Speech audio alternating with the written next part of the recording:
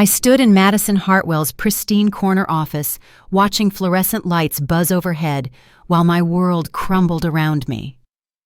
The 24-year-old daughter of the factory owner sat behind her mahogany desk, adjusting her designer blazer with perfectly manicured nails, delivering news that would change everything. "We're giving your job to my cousin," she announced with a smug smile that made my stomach drop. I nodded silently, swallowing the lump in my throat as 3 years of dedication evaporated instantly. As the only female system calibrator at Hartwell Manufacturing, I had spent countless hours perfecting every gear belt and sensor in this massive facility. The injustice stung deeper than any physical wound, as Madison smugly explained that family connections mattered more than expertise. My name is Myra, and I had just learned that competence meant nothing when nepotism ruled the day. The woman across from me had never stepped foot on the production floor, never felt the vibration of a perfectly tuned conveyor system, never understood the intricate dance of machinery that kept this place running. Yet here she was, casually destroying my career with the same indifference she might show when discarding yesterday's coffee cup. 3 years of my life had been poured into understanding every nuance of the 3,200 conveyor belts that snaked through this facility like mechanical arteries. I knew which sensors tended to drift on humid days, which motors required extra attention during winter months, and exactly how to balance tension across 17 different production lines. This knowledge lived in my bones, earned through countless 12-hour shifts and emergency weekend calls when something went wrong. Madison's voice droned on about family loyalty and corporate restructuring, but I barely heard the words. My mind raced through the implications of what she was doing. Jake Stevens, her cousin, had visited the factory exactly twice in his 26 years of existence. Both times he had spent more time flirting with office assistants than learning anything about industrial operations. The man couldn't change the oil in his pickup truck without calling for help. Yet somehow Madison believed he could master the most complex calibration system in the county. The irony wasn't lost on me that this conversation was happening in an office decorated with motivational posters about teamwork and excellence. Madison's diploma from an expensive liberal arts college hung prominently behind her desk, though rumors suggested her father had made a substantial donation to secure her admission. Meanwhile, my technical certification from the state vocational program apparently counted for nothing when family connections entered the equation. I thought about the notebook in my back pocket filled with 3 years of handwritten observations about optimal settings, troubleshooting procedures, and efficiency improvements. This wasn't just a job to me, it was craftsmanship. Each conveyor belt had its own personality, its own quirks that required personal attention and understanding. The idea of Jake attempting to decipher these subtleties was like asking a tone-deaf person to tune a symphony orchestra. Madison's final words echoed in my ears as I prepared to leave her office. "I'm sure you understand that business decisions sometimes require difficult choices." The condescending tone in her voice made it clear she viewed this as nothing more than a minor administrative task. She had no concept of the specialized knowledge walking out her door, no understanding of the catastrophic consequences that could result from her cavalier decision. As I reached for the door handle, part of me wanted to explain the complexity of what she was doing, to warn her about the potential disasters that awaited. But pride kept my mouth shut. If Madison Hartwell wanted to learn the hard way about the value of expertise over entitlement, then perhaps that lesson was exactly what she deserved. The fluorescent lights continued their incessant buzzing as I stepped into the hallway, leaving behind the safety of employment and walking toward an uncertain future. Behind me, Madison was already reaching for her phone, probably calling Jake to share the good news about his unexpected promotion. Neither of them had any idea that they had just set in motion a chain of events that would bring the entire factory to its knees. The weight of injustice pressed down on my shoulders as I headed toward my workstation for the last time. 28 years old, and I was about to become another casualty of corporate nepotism. But sometimes the most devastating defeats plant the seeds of the most spectacular victories, though I wouldn't understand that truth until much later. Walking toward my workstation felt like attending my own funeral. The familiar sounds of the production floor buzzed around me, but everything seemed muted, distant, as if I was viewing my former life through thick glass. Workers glanced up from their stations with curious expressions, sensing something was wrong, but not yet understanding the magnitude of what had just occurred. My toolbox sat exactly where I had left it that morning, filled with specialized calibration instruments that had become extensions of my own hands over the past 3 years. Each tool held memories. The digital tension meter I had used to save belt section 4 during last winter's crisis, the precision screwdriver set that had helped me fine-tune the quality control sensors, the infrared thermometer that could detect bearing problems before they became catastrophic failures. "What's going on, Myra?" asked Tommy Wilson, a veteran machine operator whose station neighbored mine. His weathered face showed genuine concern as he noticed me packing my personal belongings into cardboard boxes. Tommy had worked at Hartwell Manufacturing for 15 years, long enough to recognize the signs of involuntary departure. "Madison gave my position to her cousin," I replied, trying to keep my voice steady while wrapping my favorite coffee mug in tissue paper. The mug bore the logo of my technical school, a reminder of the education and training that apparently meant nothing in the face of family connections. Tommy's face darkened with anger. "That's the biggest load of garbage I've ever heard. Jake Stevens couldn't calibrate a kitchen scale, let alone run this entire operation." His voice carried the frustration of a man who had watched too many qualified people get pushed aside for political reasons. Other workers began gathering around as news of my termination spread through the production floor like wildfire. Maria Gonzalez from the packaging line shook her head in disbelief. "This makes no sense. You saved this place from disaster at least 6 times since I've been here." Her English carried a slight accent from her childhood in Texas, but her words were crystal clear. The most vocal opposition came from Bill Rodriguez, the grizzled foreman who had supervised the production floor for over 2 decades. Bill approached my workstation with the determined stride of a man preparing for battle, his steel-toed boots clicking against the concrete floor with authority. "This is insanity," Bill declared, his voice carrying enough volume to be heard over the ambient noise of machinery. "You can't just replace the system calibrator like you're changing light bulbs. This job requires years of experience and specialized knowledge." His weathered hands gestured toward the complex network of conveyor belts stretching across the facility. I appreciated their support, but it couldn't change the reality of my situation. "Madison's made her decision," I said, closing the final box of personal items. "Jake will be starting tomorrow morning, and I've been asked to provide a smooth transition." The mention of Jake's name triggered a chorus of groans and muttered complaints from the gathered workers.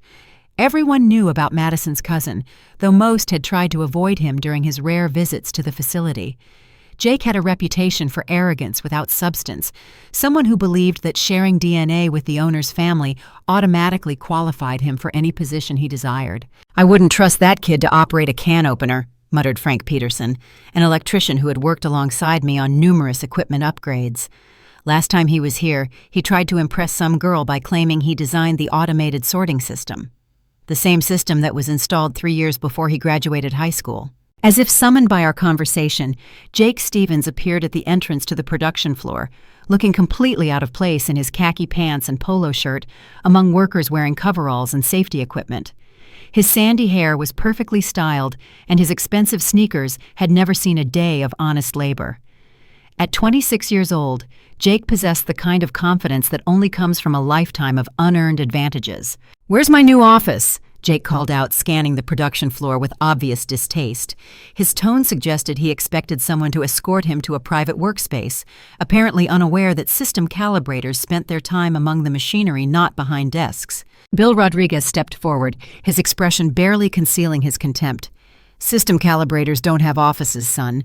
Your workspace is wherever the equipment needs attention, which could be anywhere in this building at any time of day or night." Jake's confident demeanor faltered slightly as he processed this information.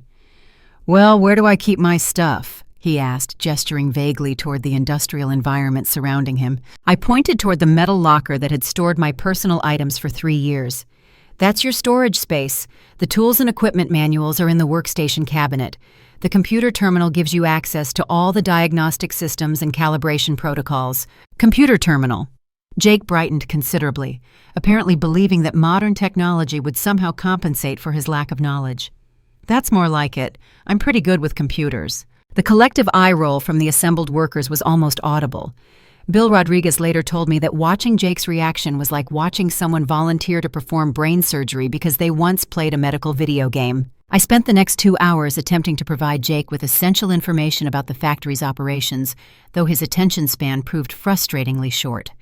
Every time I tried to explain the importance of monitoring belt tension or adjusting sensor sensitivity, his eyes would glaze over as if I was speaking a foreign language. "This seems pretty straightforward," Jake interrupted during my explanation of the automated safety systems. "How hard can it be to keep some belts moving? I mean, it's not rocket science, right?" The casual dismissal of my profession stung worse than Madison's termination notice. 3 years of specialized training and accumulated experience reduced to keeping some belts moving by someone who had never held a real job in his life. I realized that attempting to educate someone who refused to learn was an exercise in futility. "The instruction manual is 300 pages long," I said, pointing toward the thick binder on the workstation. "Every section contains critical information about safety protocols, maintenance schedules, and emergency procedures. I strongly recommend reading it completely before making any adjustments to the system." Jake flipped through a few pages with obvious boredom. "I'll figure it out as I go. How complicated could it really be?" His confidence remained unshaken despite his complete ignorance of the subject matter. Bill Rodriguez pulled me aside as I prepared to leave. "This is going to be a disaster," he said quietly, his voice heavy with concern. "I've seen a lot of bad decisions in my time here, but this one takes the cake. That kid is going to hurt someone or destroy equipment, maybe both." "Maybe he'll surprise everyone," I replied, though my words lacked conviction. Deep down, I knew Bill was right, but criticizing my replacement felt petty and unprofessional. "You've got my number," Bill said, shaking my hand firmly. "When this whole thing goes sideways, and it will, I'm going to recommend they bring you back immediately." I nodded gratefully, though I suspected that pride would prevent me from returning even if they begged. The injustice of my termination had wounded something deep inside me, and healing would require more than just getting my job back. As I walked toward this parking lot carrying my boxes of personal belongings, I could hear Jake loudly proclaiming his plans to modernize the entire operation. His voice carried the enthusiasm of someone who believed that confidence could substitute for competence, a dangerous delusion in an environment where mistakes had serious consequences. The late afternoon sun cast long shadows across the employee parking lot as I loaded my belongings into my car. Behind me, the factory hummed with its usual rhythm machinery, operating in perfect harmony thanks to 3 years of careful calibration and maintenance. Tomorrow, that harmony would begin to deteriorate under Jake's inexperienced hands, though none of us fully understood how quickly disaster would strike. Driving away from Hartwell Manufacturing felt like leaving behind a piece of my identity. The building grew smaller in my rearview mirror, but the injustice of my departure burned brighter with each passing mile. I had no way of knowing that within 24 hours, my phone would be ringing with desperate calls from the very people who had just discarded my services. My apartment felt eerily quiet after 3 years of constant background noise from factory equipment. The sudden absence of purpose left me wandering from room to room, checking my phone obsessively for messages that never came. Sleep proved elusive as my mind replayed the day's events, searching for clues I might have missed about Madison's plans. The first sign of trouble arrived as a text message at 7:30 the next morning. Tommy Wilson's words appeared on my screen with urgent simplicity. "Jake's first day is already a nightmare. Kid showed up wearing dress shoes and nearly slipped on the oil stains near belt section 3. I poured coffee with shaking hands, trying to convince myself that Jake's fashion choices weren't my responsibility anymore. But 30 minutes later, another message arrived from Maria Gonzalez. "He's been here 2 hours and already argued with Bill about safety protocols. Says they're too restrictive for modern operations." The phone calls started before noon. Sarah Chen from Quality Control was the first to reach out, her usually calm voice tight with stress. "Myra, I'm calling unofficially, but we're seeing irregularities in the production line that we've never encountered before. Jake made some adjustments this morning, and now our defect rate has tripled." "What kind of adjustments?" I asked, despite knowing I should stay out of Hartwell Manufacturing's problems. "He decided that the tension settings on belt section 7 were too conservative," Sarah explained. "Said he could increase efficiency by running everything 20% faster. When Bill tried to intervene, Jake claimed that family connections gave him authority over all operational decisions. My stomach dropped as I processed this information. Belt Section 7 handled the most delicate components in our entire operation, requiring precise calibration to prevent product damage. Increasing speed without adjusting corresponding tension and timing parameters was like trying to drive a race car with bicycle brakes. Has anyone checked the downstream effects? I asked, already knowing the answer would be troubling. That's the problem, Sarah continued. Jake doesn't seem to understand that changes in one section affect the entire system. He's treating each belt like an independent unit instead of part of an integrated network. I spent the afternoon pacing my living room, resisting the urge to drive back to the factory and fix whatever damage Jake was creating. Pride warred with professional responsibility as text messages continued arriving with updates on his mounting failures. Bill Rodriguez called around 3 o'clock, his voice heavy with frustration. Kid won't listen to anything I tell him, says his college education makes him more qualified than someone who learned on the job. I've never seen such arrogance combined with such ignorance. Give him time to adjust, I replied weakly, though I didn't believe my own words. Time to adjust. Bill's voice rose with exasperation. Myra, he spent 40 minutes this morning trying to figure out which direction to turn a wrench. Then he accused the equipment manual of having typos when his adjustments didn't work as expected. The situation deteriorated throughout the afternoon as Jake's incompetence compounded existing problems. He had apparently dismissed my detailed handover notes as outdated information, preferring to rely on what he called common sense approaches to mechanical calibration. Around 4 o'clock, Frank Peterson sent a video message showing Jake attempting to adjust a primary sensor array. The footage revealed someone completely out of his depth, randomly turning dials and switches, while consulting what appeared to be generic maintenance instructions downloaded from the internet. He's using a socket wrench on precision adjustment screws, Frank's voice narrated over the video. Those threads are calibrated to thousandths of an inch tolerance. What he's doing is like performing surgery with a hammer. The most alarming call came from Dr. Lisa Park, the factory's safety inspector, whose visits were usually scheduled weeks in advance. I'm conducting an unscheduled inspection tomorrow, she informed me during our brief conversation. 3 workers have filed complaints about unsafe operating conditions that developed since yesterday. What kind of conditions? I asked, though I suspected the answer would implicate Jake's modifications. Belt Section 7 is running beyond manufacturer specifications, Dr. Park explained. The increased speed is creating vibration patterns that could cause catastrophic bearing failure. Additionally, someone disabled 2 safety sensors because they were triggering too many automatic shutdowns. My blood ran cold at this revelation. Those safety sensors existed to prevent exactly the kind of cascade failures that could shut down the entire facility. Disabling them was like removing smoke detectors because they were too sensitive to cooking odors. Who authorized the sensor modifications? I asked, though I already knew the answer. According to the maintenance log, Jake Stevens signed off on the changes this morning. He apparently told Bill Rodriguez that safety protocols were hampering productivity and needed updating for modern operations. I ended the call and stared at my phone in disbelief. Jake's first day had created more safety violations than I had seen in 3 years of factory operations. His combination of ignorance and overconfidence was creating a perfect storm of mechanical disasters waiting to happen. The final message of the day came from Tommy Wilson at 6:15. Production numbers are down 30%, and Jake is blaming defective equipment. He wants to call in outside contractors to overhaul the entire system. Bill is threatening to quit if management approves any more changes without proper engineering review. I spent the evening researching employment opportunities in neighboring counties, trying to convince myself that leaving Hartwell Manufacturing behind was the best decision for my career. But deep in my heart, I knew that factory, like a musician, knows their favorite instrument. The thought of Jake's inexperienced hands destroying years of careful calibration felt like watching someone vandalize a work of art. Sleep came fitfully that night, interrupted by dreams of conveyor belts breaking free from their moorings and machinery grinding to a halt while alarms blared throughout empty production floors. In my nightmares, Jake stood amid the chaos with his confident smile, still insisting that everything would work out fine if people would just trust his innovative approaches. I woke the next morning to 17 missed calls and 12 text messages, all from Hartwell Manufacturing employees. Something catastrophic had happened during the night shift, and everyone was asking the same question. Could I come back and fix whatever Jake had broken? But pride and anger still burned too hot for me to consider returning. If Madison Hartwell wanted to learn about the value of experienced workers, then she would have to learn that lesson the hard way.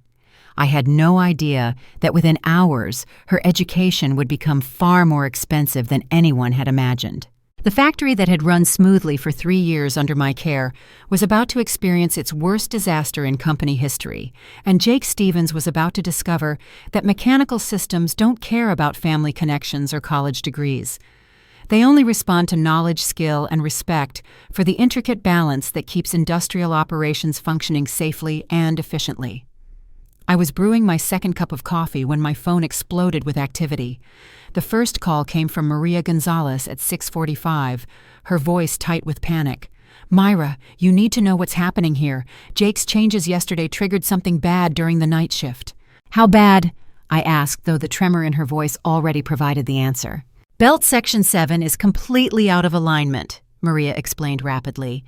"The increased speed you warned about created backup pressure that forced Belt Section 12 to compensate. Now the entire eastern production wing is running erratically."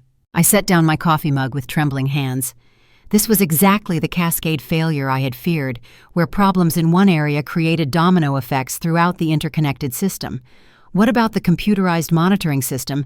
It should have automatically reduced speeds to prevent overload. "That's the worst part," Maria continued. "When the alarm started going off around midnight, Jake panicked and started manually overriding the safety protocols. He thought the computer was malfunctioning because it kept trying to slow things down. The implications hit me like a physical blow. Jake had essentially lobotomized the factory's nervous system, disabling the automated safeguards that prevented minor problems from becoming major disasters. It was like removing the brakes from a car because they kept interfering with acceleration. "Is anyone hurt?" I asked, my professional instincts overriding personal grievances. "No injuries yet," Maria replied, "but 3 workers from the night shift called in sick this morning because they're afraid to operate equipment that's vibrating beyond normal parameters. The union representative is demanding an immediate safety inspection." Before I could respond, call waiting indicated another incoming call from Bill Rodriguez. I switched over to hear his voice strained with exhaustion and frustration. "Myra, I've been here since 3 in the morning trying to contain this mess. Jake's created problems I've never seen in 22 years of factory work." "Tell me everything," I said, grabbing a notepad to document the emerging crisis. "Belt Section 7 is running 50% above optimal speed." Bill began, his words tumbling out rapidly. "The increased load stressed the drive motors beyond design limits, causing them to overheat and trigger thermal shutdowns. To compensate, Jake increased power to the backup motors, which weren't designed for continuous operation at those levels." I scribbled notes frantically, trying to visualize the mechanical chaos Jake had unleashed. "What about the tension adjustments? High-speed operations require corresponding increases in belt tension to prevent slippage." "He never touched the tension settings," Bill replied grimly. "Said they looked fine to him. Now we've got belt slippage in 7 different locations, causing products to fall off the conveyors and jam the collection systems." The situation was worse than I had imagined. Jake's amateur hour approach had created multiple simultaneous failures across interconnected systems. Each problem amplified the others, creating exponential increases in stress and dysfunction. "Where is Jake now?" I asked, dreading the answer. "Locked in Madison's office, claiming that someone sabotaged the equipment to make him look bad," Bill said with disgust. "He's demanding a full investigation and suggesting that disgruntled former employees might be responsible for the malfunctions." The accusation stung, though I should have expected Jake to blame others for his own incompetence. People who refuse to acknowledge their limitations rarely accept responsibility for their failures. My phone buzzed with another incoming call from Sarah Chen. "Myra, we've got a quality control crisis developing. Defect rates have increased to 40%, and our biggest client is threatening to cancel their contract if we can't guarantee product standards." "Which client?" I asked, though I suspected the answer would involve millions of dollars in annual revenue. "Henderson Electronics," Sarah replied, naming the account that represented nearly 30% of Hartwell Manufacturing's business. "They've rejected the last 3 shipments due to dimensional irregularities caused by belt speed inconsistencies. Their procurement manager says they can't risk their reputation on unreliable suppliers." The financial implications were staggering. Losing Henderson Electronics would force layoffs and potentially threaten the factory's survival. Madison's nepotistic hiring decision was evolving from a personal injustice into a company-wide catastrophe. "Have you tried explaining the situation to their management?" I suggested weakly. "How do you explain that we fired our system calibrator and replaced her with someone who doesn't understand basic mechanical principles?" Sarah asked pointedly. "Henderson's engineers are asking technical questions that Jake can't answer because he doesn't know the first thing about precision manufacturing." Throughout the morning, calls continued arriving from various departments reporting escalating problems. The shipping manager complained about delayed orders backing up in the warehouse. The maintenance supervisor described bearing failures in multiple conveyor motors. The accounting department mentioned mounting overtime costs as workers struggled to compensate for decreased productivity. The most troubling call came from Dr. Lisa Park, the safety inspector whose unscheduled visit was revealing violations I never imagined possible. "Myra, I'm documenting 17 separate safety code violations that have developed since your departure. This facility is operating outside acceptable parameters in multiple critical areas." "What kind of violations?" I asked, though I feared the answer would be serious enough to trigger regulatory action. "Disabled safety sensors equipment, running beyond manufacturer specifications, inadequate maintenance protocols, and failure to follow established calibration procedures," Dr. Park enumerated grimly. "I'm required to file a report with the State Industrial Safety Commission, which could result in operational restrictions or temporary closure orders." The thought of Hartwell Manufacturing facing regulatory shutdown because of Jake's incompetence filled me with a complex mixture of vindication and sadness. Vindication because it proved my value beyond any doubt, sadness because hundreds of innocent workers could lose their jobs due to one person's arrogance. By noon, the cascade failure had spread beyond the eastern production wing to affect auxiliary systems throughout the facility. Jake's random adjustments had disrupted the delicate balance that kept 23 different production lines operating in harmony. Tommy Wilson's final call of the morning painted the most complete picture of the developing disaster. "Everything's falling apart, Myra. Jake spent the morning making more adjustments because he says the problems are just temporary glitches that need fine-tuning. Bill Rodriguez is pulling his hair out trying to prevent catastrophic equipment damage." "What about Madison?" I asked, curious about how the owner's daughter was handling the crisis her decision had created. "She's in full denial mode," Tommy replied. "Keeps insisting that Jake just needs time to adjust to his new responsibilities. She's blaming everyone except the person actually responsible for this mess." I spent the afternoon wrestling with my conscience as the phone continued ringing with updates from the factory. Every instinct told me to drive over there and fix the problems before they became irreversible, but wounded pride demanded that Madison face the consequences of her actions. The turning point came when Bill Rodriguez called with genuine fear in his voice. "Myra, we're looking at complete system failure within the next few hours. Jake's latest adjustments have pushed everything beyond the point where normal troubleshooting can help. I think we're heading for total shutdown." "How total are we talking about?" I asked, though I suspected the answer would be unprecedented in company history. "Every belt, every motor, every production line," Bill replied grimly. "The cascade effects have spread so far that fixing one problem just creates new problems elsewhere. It's like trying to repair a house of cards while someone keeps shaking the table." As evening approached, I realized that my former workplace was racing toward a mechanical apocalypse that would make my termination seem trivial by comparison. Jake Stevens was about to learn that industrial machinery doesn't respond to confidence, family connections, or wishful thinking. The factory that had operated smoothly for years under proper management was about to experience its worst crisis in history, and the only person who could prevent total disaster was sitting in her apartment still too angry to help the people who had discarded her expertise so casually. Within hours, that anger would be replaced by something far more powerful, the satisfaction of watching justice served with mathematical precision. The silence of my apartment was shattered at exactly 6:27 that evening by the piercing wail of emergency sirens echoing across the industrial district. I rushed to my window and saw flashing red lights illuminating Hartwell Manufacturing in the distance, their rhythm as urgent as a mechanical heartbeat flattering. My phone rang before I could process what the sirens meant. Bill Rodriguez's voice crackled with exhaustion and barely controlled panic. "It happened, Myra. Total system shutdown. Every single belt in this place just stopped moving at exactly the same time. All 3,200, I asked, though I already knew the answer from the desperate tone in his voice. Every last one, Bill confirmed grimly. The cascade failures finally reached critical mass. Jake's amateur adjustments created a systemic overload that triggered every safety shutdown in the building simultaneously. Through my window, I could see additional emergency vehicles arriving at the factory, their lights painting the evening sky in shades of red and amber. The scene looked like something from a disaster movie, except this catastrophe had been caused by human incompetence rather than natural forces. What about the emergency systems? I asked, referring to the backup protocols designed to prevent exactly this kind of total failure. Jake disabled most of them because he said they were too sensitive, Bill replied with bitter exhaustion. Turns out those overly sensitive systems were the only thing preventing complete operational collapse.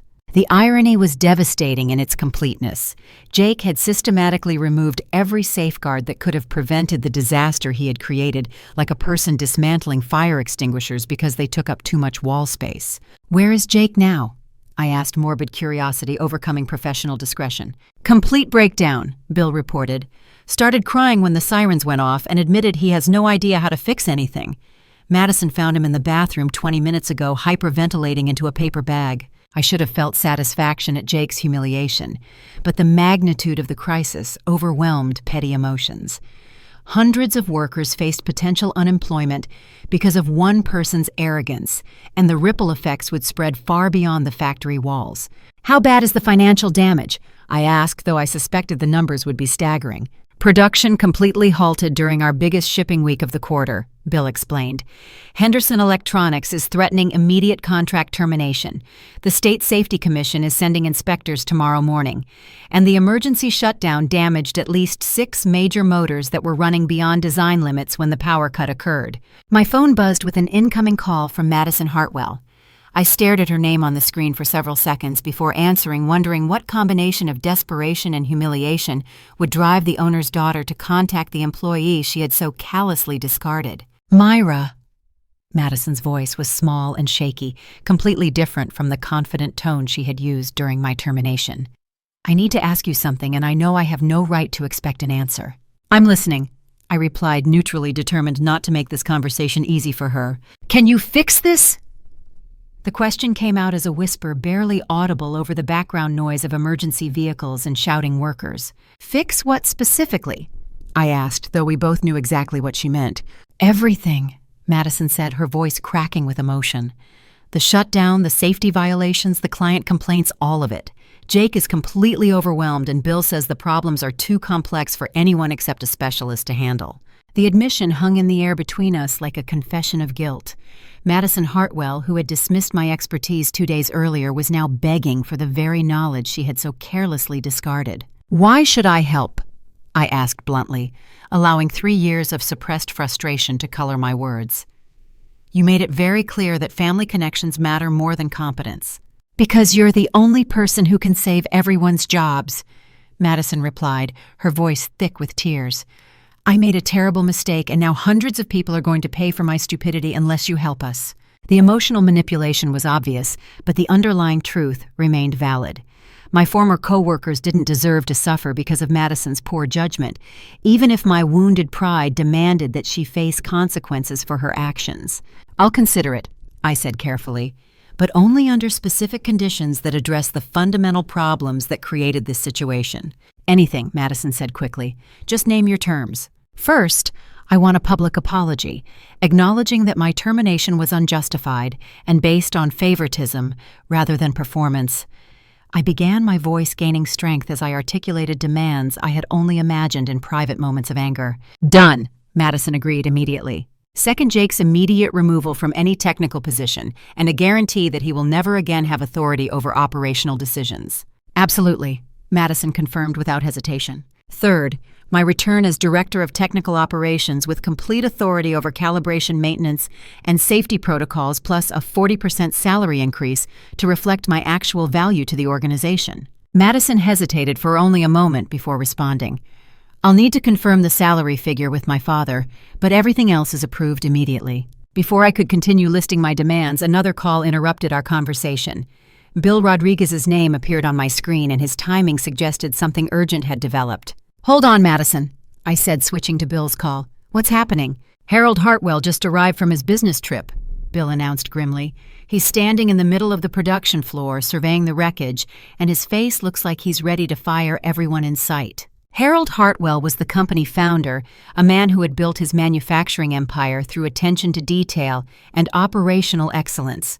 The idea of him witnessing the factory's first total shutdown in 30 years of operation would be devastating to everyone involved. "How much does he know?" I asked. "Madison is explaining the situation right now," Bill replied. "I can hear him shouting from 3 departments away, something about nepotism and incompetence destroying his life's work." I switched back to Madison's call, where her voice had become even smaller and more desperate. "My father wants to speak with you immediately.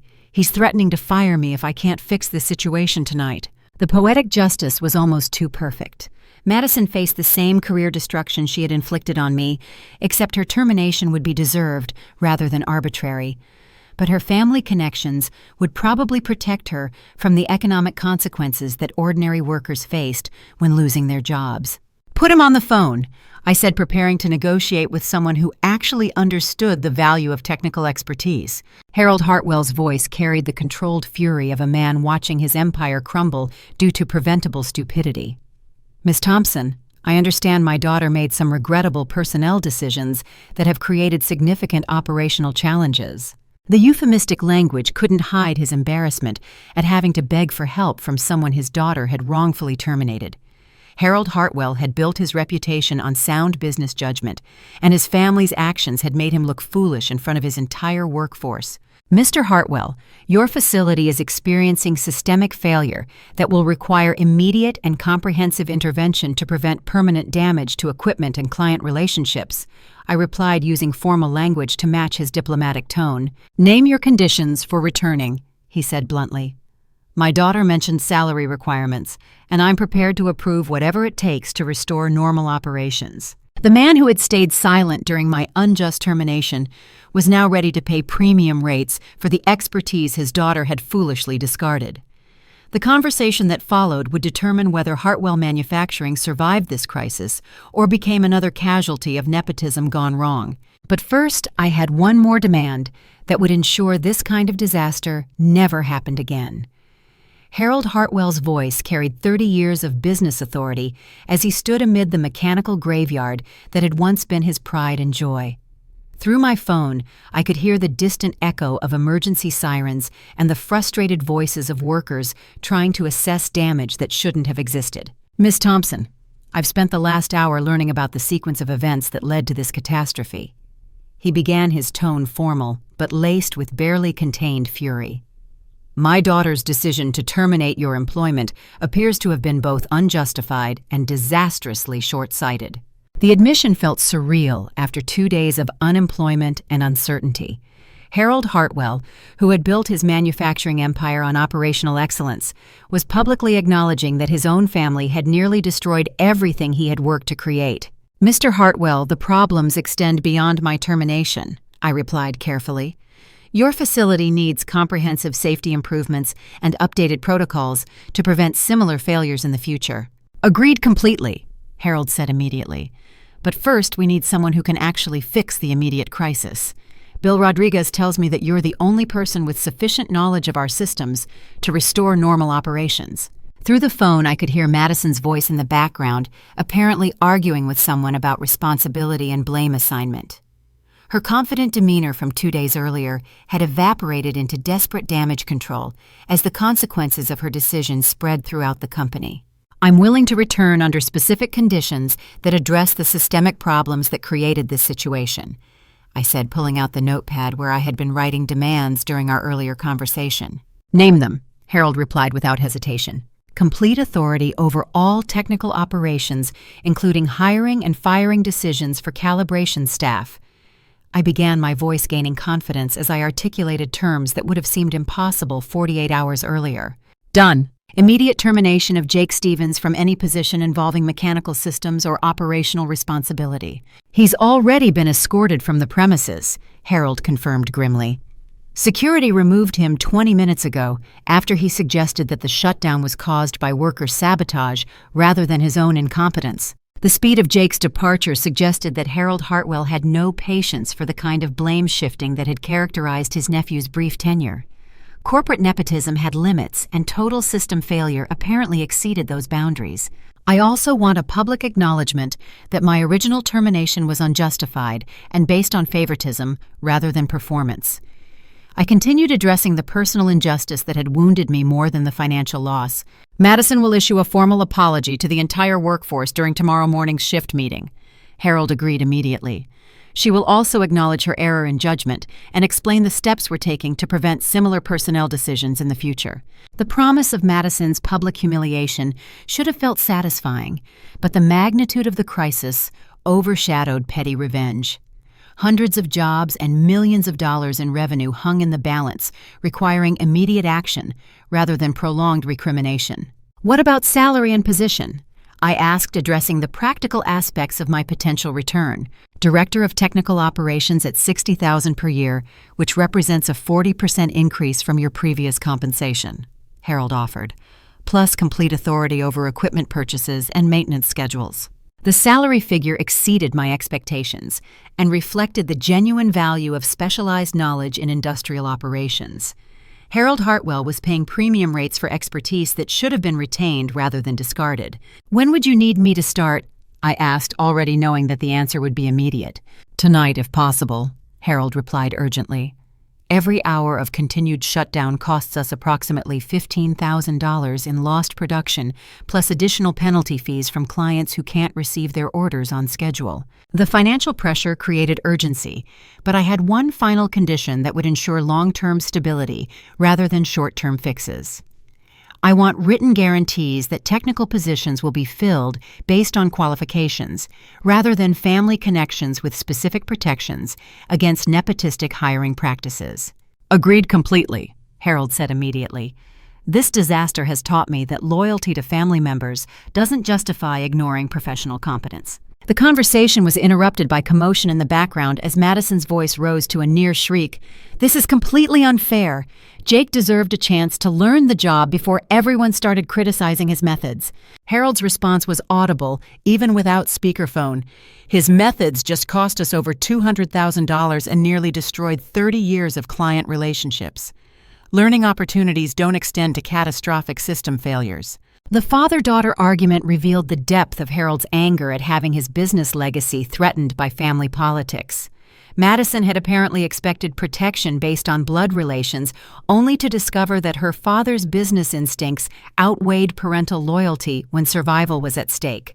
Miss Thompson, I need an answer about your return, Harold said, his voice cutting through the background argument. Can you be here within the hour to begin damage assessment and restoration procedures? I looked around my apartment at the boxes of personal belongings I had brought home from the factory, thinking about the injustice of being fired for competence while watching incompetence destroy everything I had worked to build. The opportunity for vindication was complete and overwhelming. I'll be there in 45 minutes, I replied, already reaching for my car keys. Thank you, Harold said with genuine relief. Your technical expertise may be the only thing standing between us and complete business failure. The drive back to Hartwell Manufacturing felt like returning from exile, except this time I would be entering as the facility's highest-ranking technical authority rather than a dismissed employee. Emergency vehicles still lined the parking lot, their flashing lights illuminating the building where my career had been destroyed and was now being resurrected. Bill Rodriguez met me at the employee entrance, his weathered face showing exhaustion mixed with enormous relief. "Never thought I'd be so happy to see someone walk through these doors," he said, shaking my hand firmly.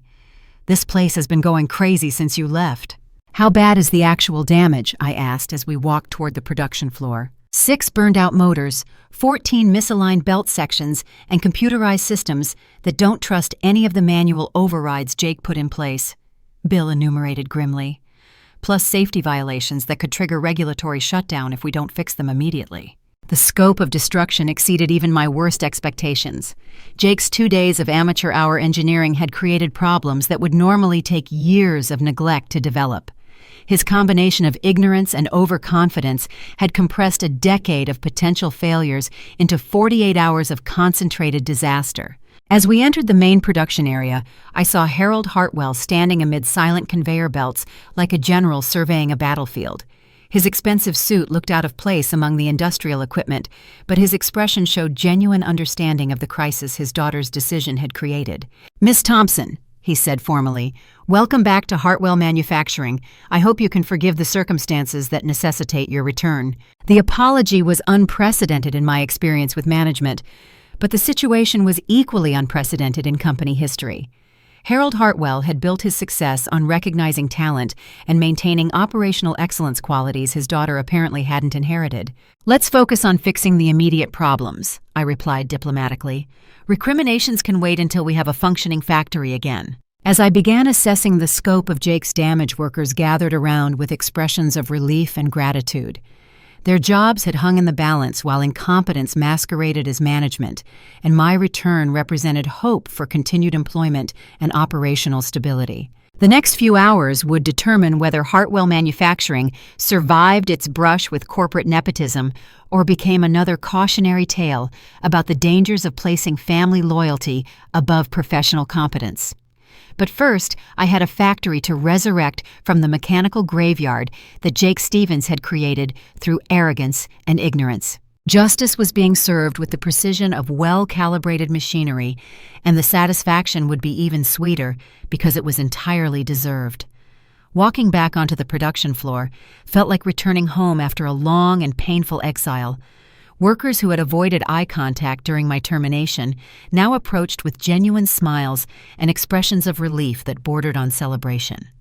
The contrast between my departure 2 days earlier and my return as Director of Technical Operations couldn't have been more dramatic. "Thank goodness you're back," said Tommy Wilson, his voice carrying the exhaustion of someone who had watched preventable disasters unfold in real time. "We've been holding our breath for 2 days, waiting for this place to fall apart completely." The evidence of Jake's destruction was visible everywhere I looked. Belt Section 7 sat motionless, its drive motors blackened from overheating caused by excessive speed demands. Warning lights blinked frantically on control panels that had never shown error conditions during my 3 years of careful maintenance. "Show me the worst of it," I said to Bill Rodriguez, who had prepared a comprehensive damage assessment during the hours since the shutdown. Motor housing on Belt Section 12 cracked from thermal stress. Bill began leading me toward equipment that should have operated flawlessly for another 5 years. Jake increased power beyond manufacturer specifications because he thought the original settings were too conservative. I knelt beside the damaged motor, running my hands over metal that had literally split from excessive heat. The crack was hairline thin but potentially catastrophic, representing hundreds of hours of repair work that shouldn't have been necessary. "What about the computerized monitoring systems?" I asked, dreading the answer. "Complete reset required," Bill replied grimly. "Jake disabled so many safety protocols that the main computer doesn't trust any of the current calibration data. It's treating the entire factory as an unknown system that needs to be mapped from scratch." The implications were staggering. 3 years of carefully recorded optimization data had been rendered useless by 2 days of amateur modifications. Rebuilding the system's knowledge base would require weeks of methodical recalibration under actual operating conditions. "Has anyone contacted our insurance company about the damage?" I asked, though I suspected Harold Hartwell was hoping to avoid external scrutiny of his family's role in creating the crisis. "Mr. Hartwell wants to handle repairs internally to avoid questions about how the damage occurred," Bill confirmed. Apparently, insurance investigators ask uncomfortable questions about operator competence and management oversight. I spent the next hour documenting the scope of Jake's destruction, creating a comprehensive inventory of damaged equipment and disrupted systems. The list grew longer, with each inspection revealing layer upon layer of problems that had cascaded through interconnected machinery. The most troubling discovery came when I accessed the computerized maintenance logs. Jake had recorded over 60 optimization adjustments during his brief tenure, each one justified with notes like improved efficiency through common sense engineering and modernized outdated protocols for contemporary operations. He was actually proud of what he was doing, I said to Sarah Chen, who had joined me for the computer system evaluation. "Look at these entries. He genuinely believed he was improving our operations." "Ignorance combined with confidence is always dangerous," Sarah replied, scrolling through documentation that read like a manual for industrial sabotage. He treated precision manufacturing like a hobby project that could be fixed through trial and error. The restoration work began immediately, though the complexity of interconnected systems meant that fixing one problem often revealed two more. Jake's modifications had disrupted the delicate balance that kept 23 production lines operating in harmony, creating ripple effects that extended far beyond their original scope. "We'll need to recalibrate everything from scratch," I explained to Harold Hartwell during our first operational meeting. "Jake's changes were so extensive that we can't trust any of the current settings." "How long will that take?" Harold asked, clearly concerned about the financial implications of extended downtime. "Minimum of 1 week for basic operations, another week for full efficiency restoration," I replied honestly. "That assumes we can work around the clock and don't discover additional problems during the process." Harold nodded grimly, apparently resigned to the cost of his daughter's mistake. "Do whatever it takes. This company's reputation depends on proving we can recover from this disaster." The first breakthrough came when I discovered that Jake's damage to belt section 7 was less severe than initially feared. His excessive speed adjustments had stressed the drive system beyond normal limits, but the actual mechanical components remained sound beneath layers of thermal damage. "We can rebuild this instead of replacing it completely," I explained to Bill Rodriguez as we examined the motor housing. "The crack is superficial, caused by thermal expansion rather than structural failure." The news represented savings of over $20,000 in replacement costs, but more importantly, it meant we could restore this critical section within days rather than weeks. Other discoveries proved equally encouraging, as careful inspection revealed that Jake's incompetence had been dramatic, but not necessarily permanent. As word of the recovery progress spread throughout the facility, worker morale improved dramatically. People who had spent 2 days watching their workplace disintegrate began expressing confidence that normal operations could be restored under competent leadership. "It's like watching a resurrection," commented Maria Gonzalez as she observed motor replacement procedures on belt section 12. "Yesterday this place felt like a mechanical graveyard. Today everything seems possible again." The most satisfying moment came when I successfully restarted belt section 3 after 8 hours of intensive recalibration. The smooth hum of properly tuned machinery felt like music after days of silence and discord.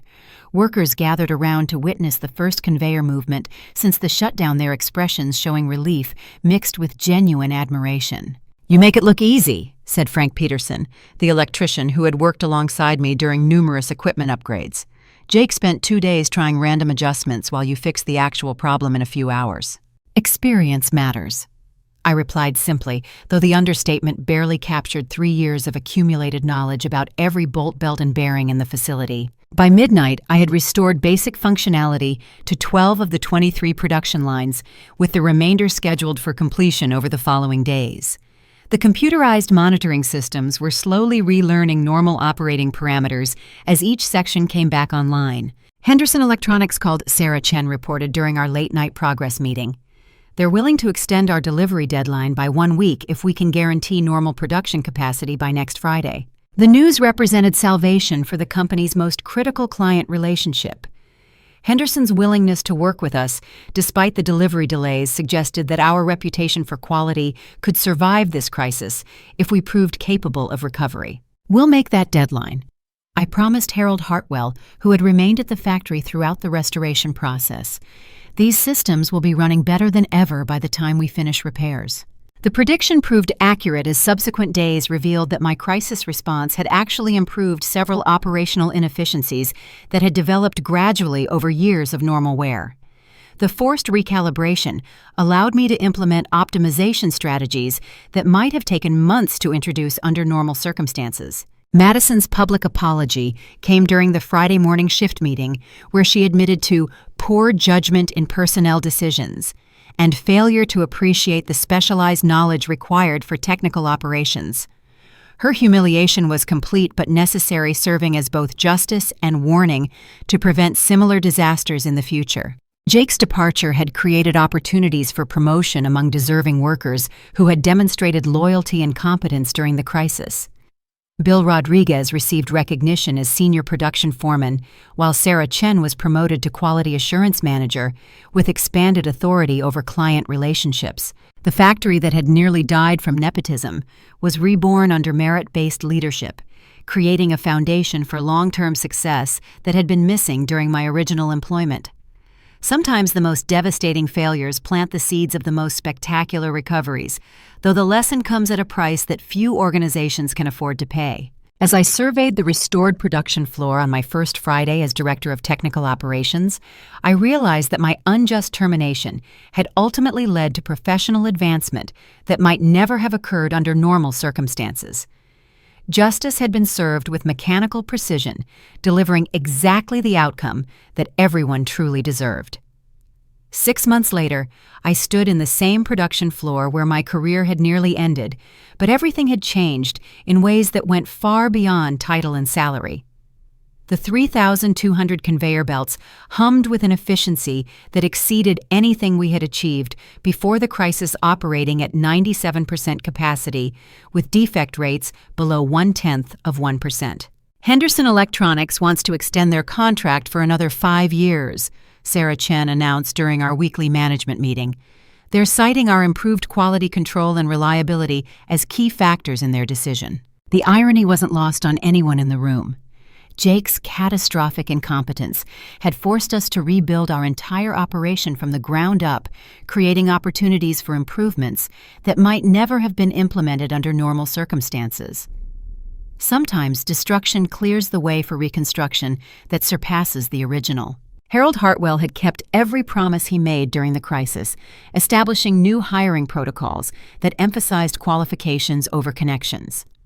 The written policies now required technical positions to be filled through competency testing and peer review, ensuring that another Jake Stevens could never again threaten the facility's operations. "We've become an industry model for technical excellence," Harold noted with obvious pride during the same meeting. 3 other manufacturing facilities have requested consultations about implementing our calibration and safety protocols. The transformation extended far beyond mechanical improvements to encompass fundamental changes in corporate culture. Workers felt secure in the knowledge that their jobs depended on performance rather than politics, creating an atmosphere of mutual respect that had been missing during Madison's brief reign of nepotism. Madison herself had completed a remarkable transformation from entitled princess to competent professional. Harold's decision to start her over in an entry-level position had initially seemed cruel, but the experience had taught her lessons about business that no college degree could provide. "I understand now why everyone was so angry about Jake's hiring," Madison confessed during a private conversation 3 months after the crisis. "Watching incompetent people destroy what you've worked to build is incredibly frustrating." Her humility felt genuine rather than performative, suggesting that the shock of nearly destroying her father's company had created lasting changes in her perspective about merit versus privilege. Some people require catastrophic failure to appreciate the value of competence. The worker who benefited most from the post-crisis reorganization was Bill Rodriguez, whose promotion to senior production foreman finally reflected his years of expertise and leadership. He had become my most trusted lieutenant, implementing safety improvements and training programs that prevented the kind of cascade failures we had experienced. "Never thought I'd say this," Bill admitted during one of our regular facility inspections. "But Jake's disaster might have been the best thing that ever happened to this place. We're running better now than we ever did before." The statement captured a profound truth about organizational development. Sometimes systems become so entrenched in mediocrity that only complete failure can create space for genuine improvement. Jake's incompetence had forced us to question every assumption and rebuild everything according to higher standards. The most satisfying vindication came when our facility received recognition as Manufacturing Plant of the Year from the State Industrial Association. The award ceremony mentioned our innovative recovery from operational challenges and commitment to technical excellence under expert leadership. Harold Hartwell's speech during the award presentation included specific recognition of my role in transforming crisis into opportunity. Our success demonstrates that specialized knowledge and professional competence remain the foundation of American manufacturing excellence, he declared to an audience of industry leaders. The financial results spoke even more clearly than awards and recognition.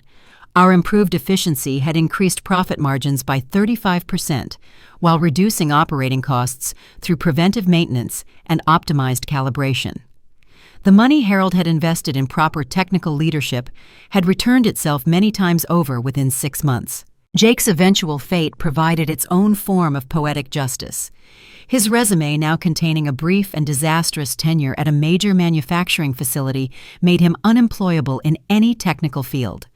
He eventually found work managing inventory at a retail store, a position that matched his actual abilities without endangering valuable equipment or other people's jobs. The ripple effects of our transformation extended beyond Hartwell Manufacturing to influence hiring practices throughout the regional industrial community.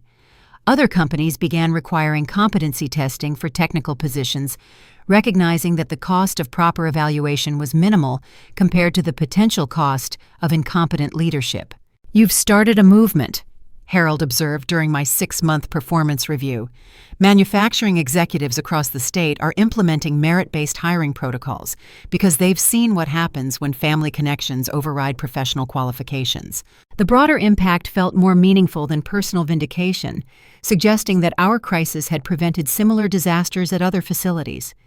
Sometimes one organization's painful lesson becomes an entire industry's educational opportunity, spreading benefits far beyond the original scope of the problem. My own career had evolved beyond anything I had imagined possible during those dark days of unemployment. The Director of Technical Operations position carried responsibilities that extended throughout the company, with authority over hiring, equipment purchases, and strategic planning for facility expansion. "We're planning a second facility in the Northern Industrial Park," Harold announced during a recent board meeting. "I'd like you to oversee the technical design and equipment selection for the new operation." The opportunity represented professional advancement that might have taken decades under normal circumstances. My expertise, proven through crisis management and successful recovery, had become the foundation for company-wide expansion and growth. As I walked through the facility each morning, greeting workers whose jobs had been saved through competent leadership, I reflected on the life lesson that had emerged from apparent disaster. True value lies not in connections or privilege, but in knowledge, skill, and integrity applied with dedication and purpose. The conveyor belts that had fallen silent under Jake's incompetence now sang with mechanical harmony that reflected proper maintenance and respectful operation. Their smooth movement reminded me daily that justice had been served with the precision of well-calibrated machinery, delivering exactly the outcome that everyone truly deserved. The factory that had nearly died from nepotism had been reborn as a model of professional excellence, proving that competence ultimately triumphs over connections when the stakes become high enough. Sometimes the most devastating failures plant the seeds of the most spectacular successes, creating foundations for achievement that exceed anything previously imagined possible. My phone still contained Bill Rodriguez's number from the desperate calls during the crisis, but now our conversations focused on optimization strategies rather than damage control. The transformation felt complete and deeply satisfying, a reminder that expertise and integrity always find their proper value, even when the recognition comes later than expected. Have you ever experienced a situation where someone underestimated your skills or knowledge, only to realize later how much they needed your expertise? How did you handle being vindicated after being dismissed or overlooked? Share your own stories of professional triumph in the comments below, and don't forget to like this video if you enjoyed hearing how competence conquered nepotism. Subscribe for more real-life stories about workplace justice and personal growth, and share this with anyone who has ever been undervalued at their job. Thank you for listening to my story, and remember that your true worth will always shine through, even when others fail to recognize it initially. Keep believing in yourself, and never let anyone convince you that connections matter more than competence.